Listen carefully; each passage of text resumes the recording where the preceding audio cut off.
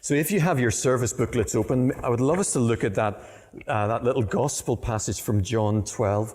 And I find it a beautiful and moving story. It's one of the features of John's gospel is that John presents Jesus from the point of view of Jesus meeting normal people.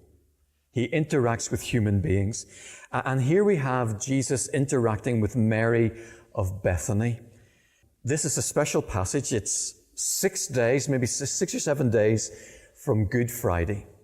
At the very beginning of the passage in verse 1, John tells us that it's close to the Passover, 6 days before the Passover, that feast where the children of Israel would remember that great escape from captivity in Egypt, that great escape entering into freedom and moving towards the promised land. And it was 6 days before the Passover would be celebrated that evening when Jesus would gather his disciples together, break bread, drink wine, and that very night he would be arrested and the next day crucified.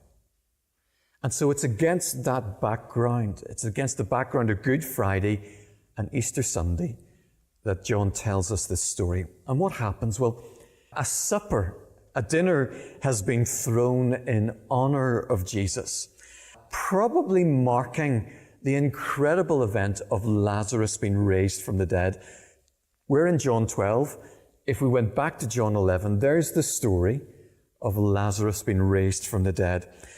Martha, Lazarus' sister, she's serving, and Lazarus is reclining, and who can blame him?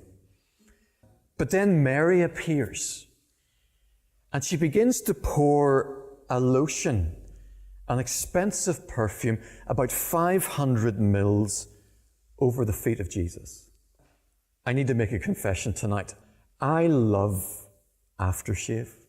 It's one of my weaknesses. And whenever I'm passing through airports, I do tend to walk over to the section of the aftershave. And you know the bottles that are open? And I'll take anything that's free. So it's plenty of that. But I am always surprised just how expensive aftershave is. And nothing compared to perfume, I would imagine. But we're told here that Mary has taken pure nard. It's like a lotion, a perfumed lotion. And she takes 500 mils. Now, what's 500 mils? It's about 3/4 of a bottle of wine, isn't it? Isn't that 500 mils? And again, whenever I put a bit of aftershave on, it's a drop or two.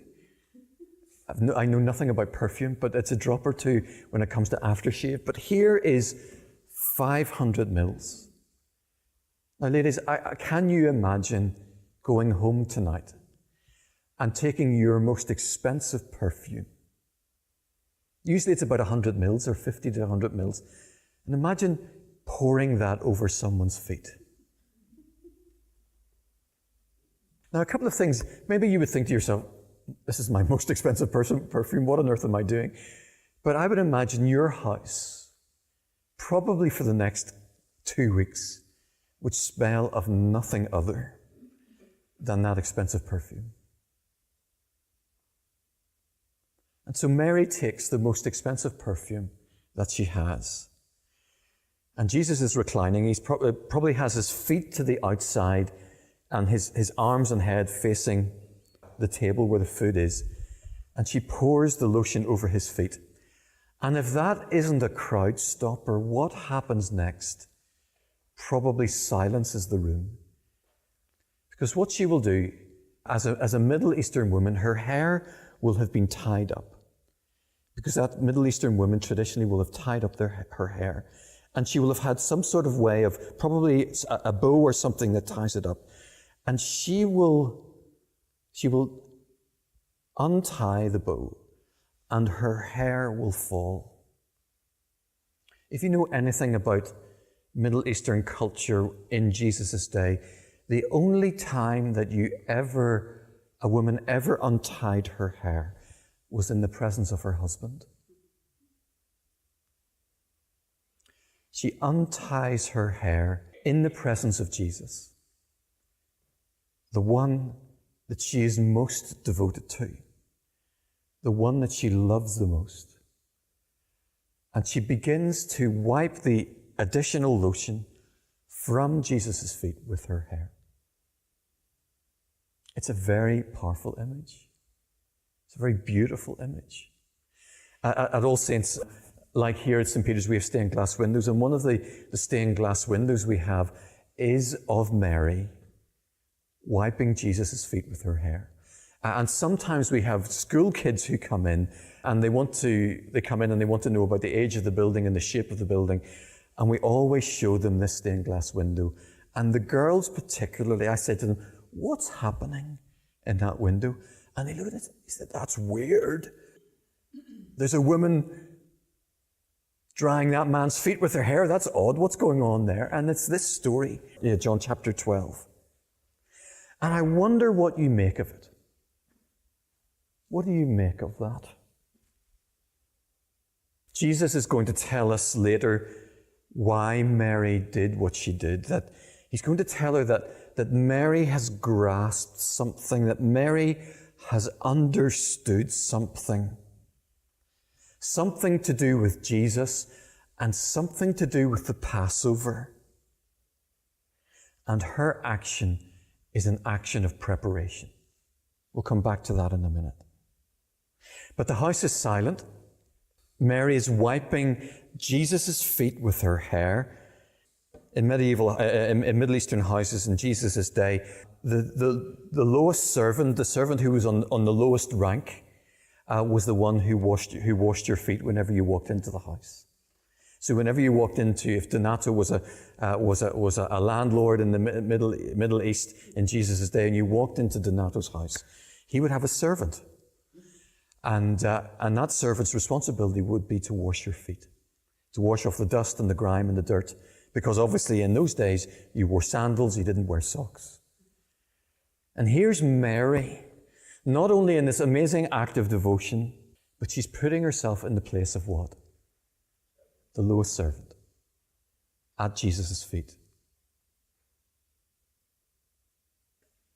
Sometimes acts of devotion look foolish to some.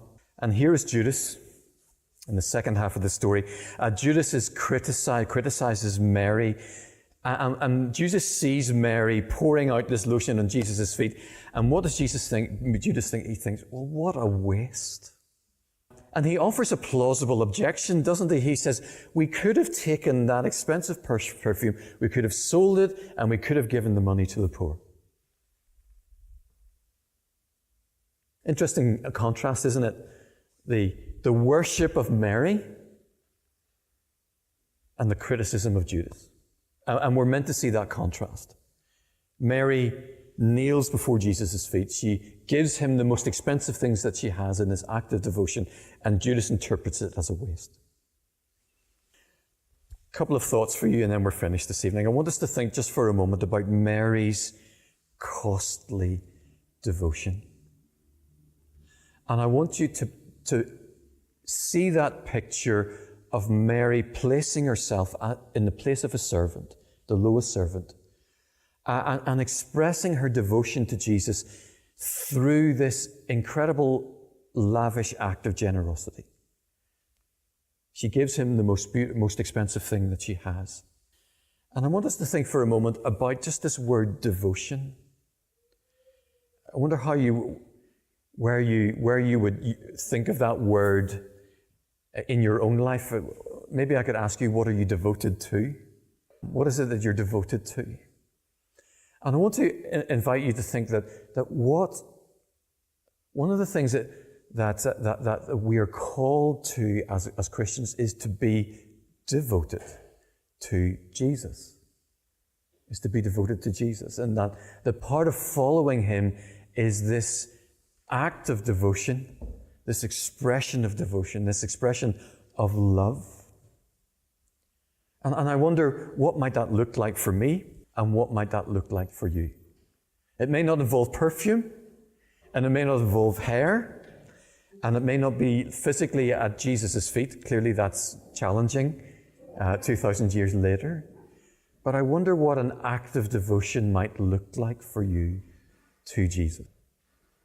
I think about my wife, Yvonne, And one of the ways in which Yvonne expresses her devotion to Jesus is through music. And so sometimes I'll come into the house and I will hear Yvonne singing down in the bedroom or down in the basement. And I know what she's doing. She's actually singing worship songs to Jesus. And that's her act of devotion. For you, it might be writing poetry. It might be going for a walk and telling Jesus just how wonderful you believe he is. But I want us to think in terms of devotion. What does our devotion look like to Jesus? Mary's devotion. The second thing I want you to think about is Judas's reaction. John tells us, if you have a look in the Bible passage, why, or the motivation behind Judas's words. You see it if you have a look at verse 4. But one of his disciples, Judas Iscariot, who was later to betray him, objected, "Why wasn't this perfume sold and the money given to the poor? It was worth a year's wages." He did not say this because he cared about the poor, but because he was a thief. As keeper of the money bag, he used to help himself to what was put into it. So actually, Judas's motivation wasn't, look at the poor, we need to feed them. Judas's motivation was, that money, I could have helped myself to it. And you have this contrast of Mary giving everything and Judas wanting to take. Often we ask ourselves this question, and we'll face it again in the next 2 weeks, is why did Judas deny Jesus? Why did he betray Jesus? And some have wondered whether he became politically disillusioned with Jesus. But actually the only reason that we're given in Scripture was the reason why he betrayed Jesus was because Judas was greedy. He loved money more than he loved Jesus. And John wants us to get this contrast. Love of Jesus, love of money. And that question, what is Clive Atkinson devoted to? Am I Mary? Am I Judas? And finally, Jesus' intriguing defense of Mary. It's very interesting if you have a look at verse 7, how Jesus reacts to Judas's words. Do you see it there, verse 7? Leave her alone. Now, I don't know whether it was a Judas, leave her alone, or was it, leave her alone? I suspect it's actually the latter. He's coming to the defense of Mary. And that verse 7 is actually quite a challenge to interpret. It was, translate. It was, he says, leave her alone. It was intended that she should save this perfume for the day of my burial. What an interesting one. And that brings us back to why did Mary do what she did? She clearly had glimpsed something, clearly had understood something about Jesus. That Jesus had come to die. And she got it. And so she prepared him for his burial. She prepared him for his burial. So 3 F's for you this evening. Follow Mary's example. Be devoted to Jesus. Flee, that's my second F. Flee Judas's love of money. And thirdly, focus. Focus on Jesus' death and why he died for me and for you.